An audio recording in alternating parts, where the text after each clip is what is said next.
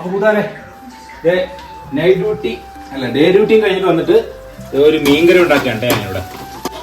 എല്ലാവരും നോക്കി. ഞാനപ്പോൾ ആദ്യം തന്നെ ചട്ടി വെച്ച് ചീനച്ചട്ടി അടുപ്പത്ത് വെച്ചിട്ടെ വെളിച്ചെണ്ണ ഒഴിച്ചിട്ട് അതിൽ കടുകും പിന്നെ നമ്മളുടെ ഉലുവയും കൂടി ഇട്ടൊന്ന് പൊട്ടിച്ചിട്ട് അതിലേക്ക് ഉള്ളിയും തക്കാളിയും പച്ചമുളകും വേപ്പിലയും കൂടി ഇട്ടുന്നത് മുരിച്ചുകൊണ്ടിരിക്കുക.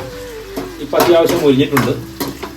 നമുക്കിതിലേക്ക് ഈ സമയത്ത് നമുക്കിതിലേക്ക് മഞ്ഞൾപ്പൊടി ചേർത്ത് കൊടുക്കാം. അപ്പോൾ നമുക്ക് മഞ്ഞൾപ്പൊടി ഇട്ട് കൊടുക്കാം കേട്ടോ. അത് ഒരു 1/2 സ്പൂൺ മഞ്ഞൾപ്പൊടി. മീൻ 1 കിലോ മീനാണ് കേട്ടോ. റോഹു മീനാണ്. ഇവിടെ ഇവിടുത്തെ ലേക്കുകളിൽ കിട്ടുന്ന മീനാണ്. ഇവിടെ ഫ്രഷായിട്ട് കിട്ടുന്ന മീൻ അതൊന്നും മാത്രമേ ഉള്ളൂ. അതുകൊണ്ടാണ് ഞാൻ റോഹു മേടിക്കുന്നത് എപ്പോഴും. ഞാൻ കടൽ മീൻ മേടിക്കാറില്ല. ഇവിടെ കിട്ടുന്ന കടൽ മീനിൽ എല്ലാത്തിലും നമ്മളുടെ കെമിക്കലും കാര്യങ്ങളൊക്കെ ചേർത്ത് ഒരു ടേസ്റ്റും ഉണ്ടാവില്ല. ചിലപ്പോൾ ചീഞ്ഞതായിരിക്കും കിട്ടുന്നത്.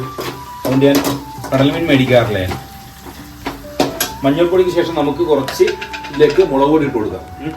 ഇതുണ്ടോ 1 സ്പൂൺ 2 സ്പൂൺ 2.5 സ്പൂൺ മുളക് പൊടി. നല്ല എരിവുള്ള മുളക് പൊടിയാണ് കേട്ടത്. അതുകൊണ്ട് നല്ല എരിവുണ്ടാവും. കലക്കി 1.5 സ്പൂൺ മല്ലിപ്പൊടിയും കൂടി ഇട്ട് കൊടുക്കാം ഇതിലേക്ക്. അപ്പോൾ ഓക്കെ, ഇതൊന്ന് ഇളക്കി കൊടുക്കാം. നമുക്ക് ഈ പക്കട് വെച്ചിട്ട് ഇങ്ങനെ പിടിച്ചിട്ട് ഇളക്കി കൊടുക്കാം.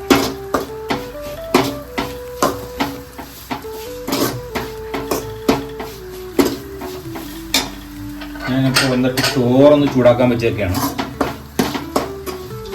ഇപ്പൊ തന്നെ ആവട്ടത്. അപ്പോൾ അത്യാവശ്യം നല്ലപോലെ മുരിഞ്ഞിട്ടുണ്ട് നമ്മുടെ മുളകും മല്ലിപ്പൊടിയും എല്ലാം കൂടി. നമുക്ക് അതിലേക്ക് ആവശ്യത്തിന് വെള്ളം ഒഴിച്ച് കൊടുക്കാം.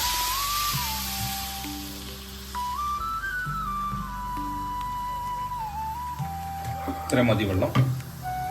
ഇനി നമുക്ക് ഒന്ന് തീ കൂട്ടി വെച്ചിട്ട് നമുക്ക് നല്ലപോലെ തിളപ്പിച്ചെടുക്കാം.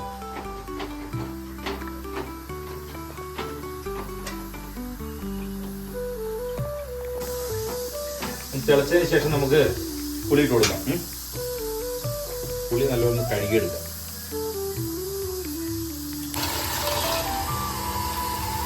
ഓക്കെ, ഇവിടെ അപ്പോൾ ഇത് തിളച്ചിട്ടുണ്ട്. നമുക്ക് പുളി ഇട്ട് കൊടുക്കാം കേട്ടോ. ഒരു 5 പീസ് പുളി ഉണ്ട് കേട്ടോ. ഇത് പുളി കൂടുതലായിരിക്കും തോന്നുന്നു, എന്നാലും കുഴപ്പമില്ല, ഇരിക്കട്ടെ. കുറച്ച് മീൻ എടുത്തിട്ട് കൊടുക്കുക ഓരോന്നായിട്ട്. വെള്ളം പോരാന്ന് തോന്നുന്നുണ്ട്. നമുക്ക് വെള്ളം വേണമെങ്കിൽ ഒഴിച്ചു കൊടുക്കാം. പിന്നീട്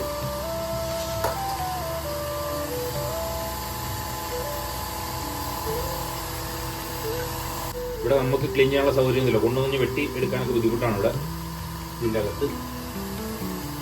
അപ്പോൾ നമ്മൾ കടയിൽ നിന്ന് മേടിക്കുക, അവിടുന്ന് തന്നെ ക്ലീൻ ചെയ്യിപ്പിച്ച് വെട്ടി ക്ലീനാക്കി കൊണ്ടുവരിക. ഇവിടെ കൊണ്ടുവന്ന് ഒന്ന് ഉപ്പ് ഇട്ടൊന്ന് ചട്ടിക്കകത്തിട്ട് തിരിച്ചെടുക്കുക മാത്രമേ ഉള്ളൂ. അതിൻ്റെ ഉടുമ്പൊക്കെ ഒന്ന് കളയാൻ വേണ്ടിയാണ്.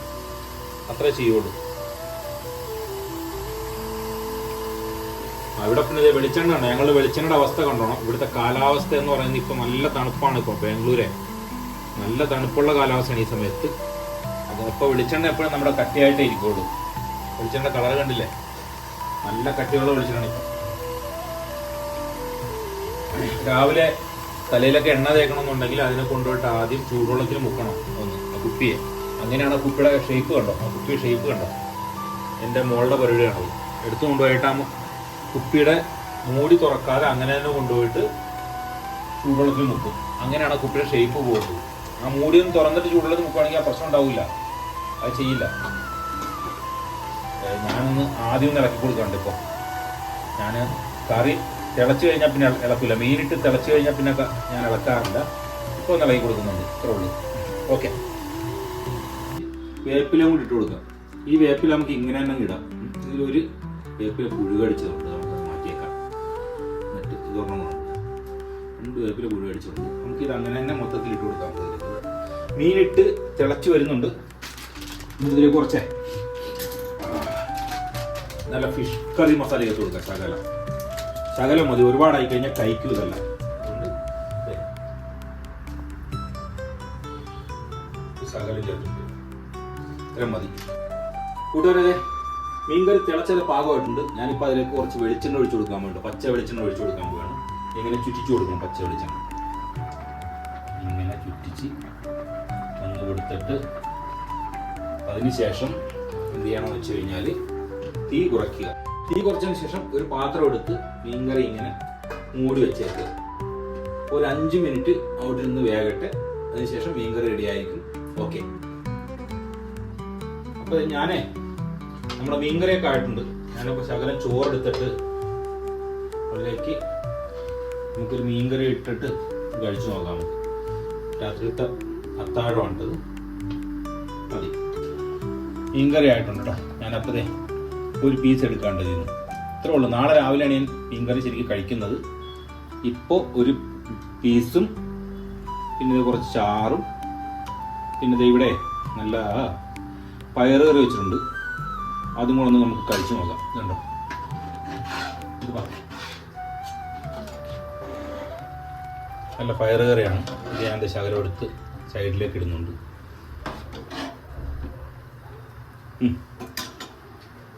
മീൻകറി അപ്പം നമുക്ക് ഓഫ് ചെയ്തേക്കാം. മീൻകറി ആയിട്ടുണ്ട്. ഇനി നാളെ രാവിലെ നമുക്ക് മീൻകറിയുടെ ബാക്കിയുള്ള കാര്യങ്ങൾ നാളെ രാവിലെയാണ്.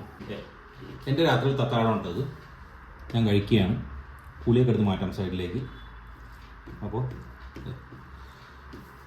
കഴിച്ചു നോക്കട്ടെ. നല്ല ചൂടാണ്, നല്ല ചൂടുണ്ട്. നല്ല കറി നല്ല സെറ്റപ്പായിട്ടുണ്ട്. നാളെ രാവിലെ ആകുമ്പോഴത്തേക്ക് മീത്തിന് നല്ല എരിവും പുളിയൊക്കെ പിടിച്ച് നല്ല അടിപൊളിയാവും.